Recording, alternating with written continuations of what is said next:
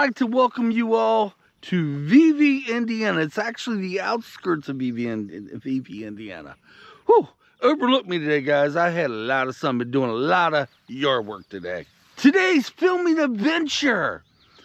I found a place back a little bit over a month ago as we was driving down the road, and Angie's like, hold up. Now, I'm not going to be able to pronounce the name correctly. No, there's no way in hell. So, you guys can read it. It's French. And then we're going to talk about whatever I know about it. We're going to run history, which I call the B-roll. And we're just going to go with it. Right there's the name. And that's what we're going to film. It is actually a log cabin. A very old one. And I'm going to tell you what little bit I do remember from reading. But I'm going to tell you a whole bunch more in the B-roll. All right, let's get on the big camera. Let's get to shooting. Outside VV in Switzerland County is a rare example of the earlier French colonial architecture in Indiana, constructed in 1828. This house is one of the few remaining examples of French colonial architecture. I would love to say the name of this house. I practiced for as long as I could.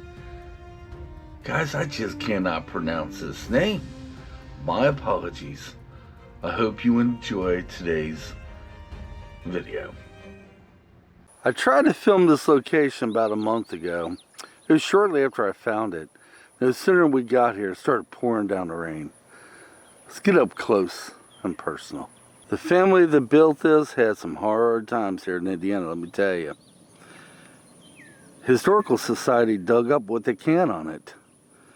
They dug it up through a letter to his brother. It's a couple letters. That's how they learned what they learned. Now, the country these folks were from built their houses a little different. You see, you got the first door right yonder there. Okay, that takes you in. And you got the second door right yonder there, if I'm pointing at it right. That's the door you go up to get upstairs. Yeah, to get upstairs, you got to go that way. Is it the same way today? I do not know. Now, there are videos on YouTube. They do reenactments in here. Yeah, so if you type the name of this place in, which I give a better shot of that, the sign out front before we leave, you see all kinds of things about this. Hell, I wouldn't even have to put a B-roll on it, to tell you the truth, because that's how I learned what I'm about ready to say. This home has been restored twice. The first time they did it, it started getting weather damage. So, they come out, volunteers now, and redid it. From what I gather, when they did it, was on a hot day like today. Oh yes. Now with that siding on there, the logs underneath that siding will last for a long time. Right where you see the barn now, the barn, I don't know how original that is. I don't think it is, folks. I think it's made to look like it's old. But that's where the original barn would have sat. Then I imagine you got the wood house here. Then you got the acreage out that way, which, if I don't forget, we'll do some talks about that. Like I said in the beginning of the video, the people who lived here, the ones that built the house, it was hard out back then. Things were different. This place was untamed. Everything they would have eaten, they would have had to grow it themselves. All the meat, they would have had to go out and hunt for it. And not to mention, all this around here would have been wilderness. We're going back a long time ago. If I'm not mistaken, it's the late 1700s. You got yourself a cooker right here. It's not original. But you got it made to look up like it's original. Let's get a front shot of it. I gotta be careful. I see wasps. There must be a wasp nest nearby. I gotta tell Ann, she's allergic to bee stings. Like I was saying, they do reenactments out here, so I imagine they use it then. And I guess since they do have it here, it's kind of telling the story of how they probably did it back then. I would imagine he had some type of cooker out here. But wow, look at this though. Beautiful. Here's the side of this log cabin, log home. By it having siding on, it's kind of thrown me through a loop a little bit. And there's the front yard, and pretty soon you'll be seeing Angie and Kitt. Hi, Ange. Hello, Kitt. We have a wooden fence around a small part of this land, this property, and I have no idea what that is in there. I'm not going to walk inside there, but I have no clue. None. You got a nice big porch. Now, was this porch original to this property? I like to think so. All right, we're going to jump on the other camera, get up close and personal, and just keep filming. Beautiful out that way, isn't it? Holy. All right, let's go right up on the porch here. Here we go. Now, this door was used to get upstairs. Is it still like that today? I do not know. I don't think it is. And this door right here, actually, my mistake. That was the door that went upstairs. This was the front door. That's right. I'm starting to remember a little bit about that now. Oh, yeah.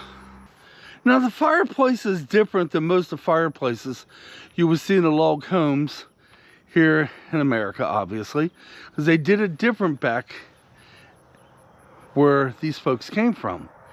And I wish I had more info on it. If I could find more, maybe I'd go ahead and put that part in maybe now.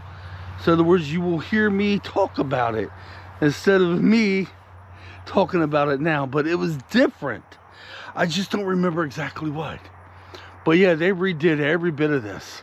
When they came out here to do this, actually, let me tell you what happened. I believe the owners of the property had purchased the property and they was just going to get the house torn down. But something told them, let's see if they could get inside there and dig through the walls, because it was a horrible mess, folks.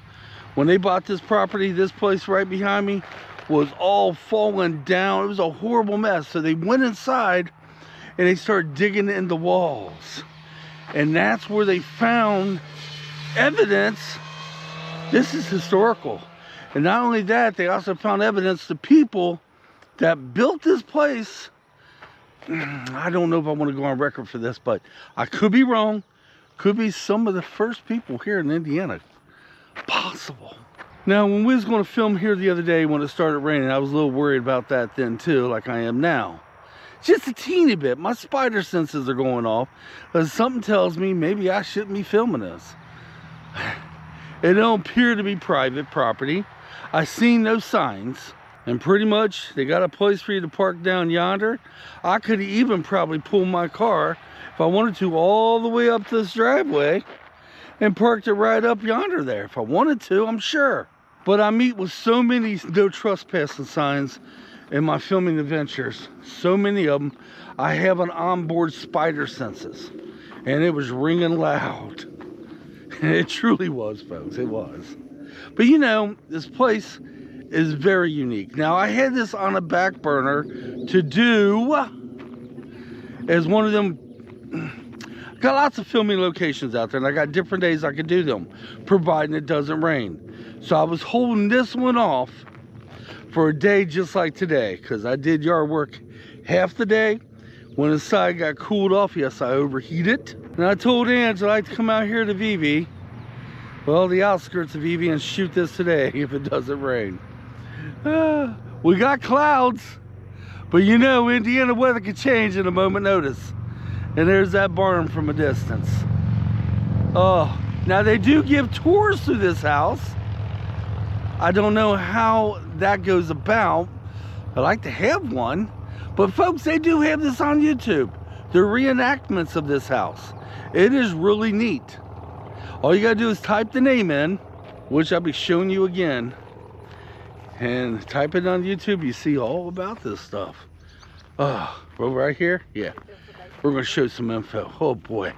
Can you see the sweat pouring off me? Okay, let me put my big camera up and I'll get back with you. Okay, they have another little sign, and I'm going to get as close as I can. If you guys want to pause the video and read it, it's pretty much probably what I said in the B-roll. There we go. Hopefully in the B-roll I'll be able to tell you exactly the date 1797. I think that would be it right there. Let me back this up a little bit. There we go. Now this would be their YouTube channel. If you got a cell phone, you click on that.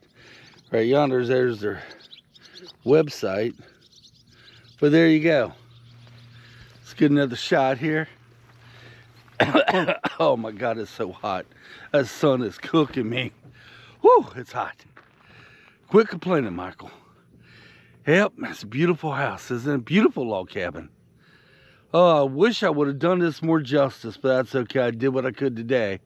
That poor tree right there, wonder what happened to it. Well, there we go, guys. I hope this video is at least 10 minutes and longer, because I try to make them 10 minutes and longer. I just do not know. That's all I can say about this beautiful log cabin. But the folks that built this house had a very hard time out here. They lived through some serious stuff, folks. Oh my word, I did read that. Well, I got that part from the YouTube videos. They had a hard life here in Indiana. Back in them days, you could only imagine how hard it was. All right, guys, I'm One Bubba Mike 1. Leave your comments down below. Hit the subscribe button if you haven't subscribed to this channel. Hit the like button. It helps my videos get out to others to see like you. Let my eyes and my ears, or my camera's eyes and ears, be there for you.